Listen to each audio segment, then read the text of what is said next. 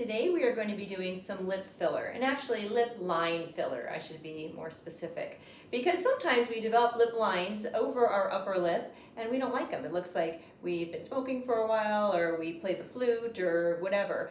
Pucker lines. And we can help get rid of those, or actually soften those with doing a little lip filler there. So the way I like to do lip filler for above the lip line is I use a cannula, which means I'm going to thread some filler right above her upper lip. I'm not going to go up into each individual line because that has more of a propensity to duck you up, and I always say we don't like to duck you up. so we're gonna use the cannula. So this is a little baby needle. I already used a little lidocaine right here. Can you feel that? No. Okay. So I'm gonna do, just make my channel right there. Perfect. And then I'm gonna take my handy dandy lip filler. So we're gonna go in through my little spot. Turn away from me a little. And this is a blunt tip. That's why we need a little entry way. And now it's going to start to feel better because there is lidocaine in here. And we're just going to lay a little bit right across there. And we're going to go just a little higher up. And the kind of filler that we're using today is specifically used for lip lines. And FDA cleared for perioral rhytids, they're called. And we're going to do just a little bit into the vermilion border, which is the border between the red and the white, just for a little bit of oomph. Okay, now I'm coming out. You can already see what a nice difference. Okay, so we want to put the same amount over here, and so we will. And everybody is asymmetric, so you may need a little bit more on one side than the other, but we're doing it this way specifically for you because of other reasons. So I'm going to just distribute evenly. And you're doing okay? Mm-hmm. Awesome.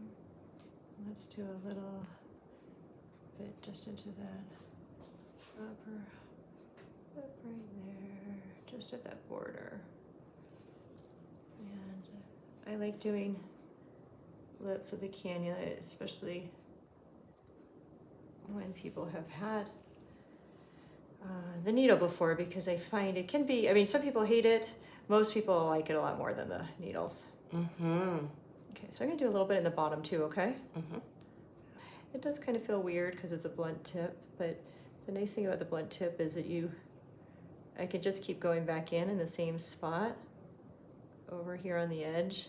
If there's a little bit more I want to do and a little bit more I want to do, and I don't have to poke you again.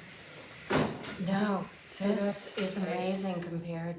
Oh my gosh, this is just great. These little spots, and I'll show you before you leave, they're little white areas. Mm-hmm. That's just the lidocaine. Those will go away. The color will go away in about an hour. Mm. It doesn't mean you're going to bruise or anything there. The cannula actually has a lot less risk of bruising because it's blunt tip. So if it's going to go by any vessels, it's going to kind of push them aside as opposed to going through them. So it has less likelihood of bruising because it's pushing those vessels aside. If that makes some sense. Okay, there we go. I'm there. I know that's the weirdest feeling. You're going to come out now. And also there is lidocaine in the filler. So your lips will feel numb for about an hour. And that's really it. Let's see what they look like. Yeah, they're cute. Cute, cute. I'm amazed with the procedure. This is so much better. Oh, good. Well, I'm going to have you take a peek, but that is in general a full syringe. Well, I have a little bit left, but we're going to do that off camera so we can just adjust. Of lip filler. So if you want to find out if lip filler is right for you, you can find us online at RejuvenationMD.medspa.com.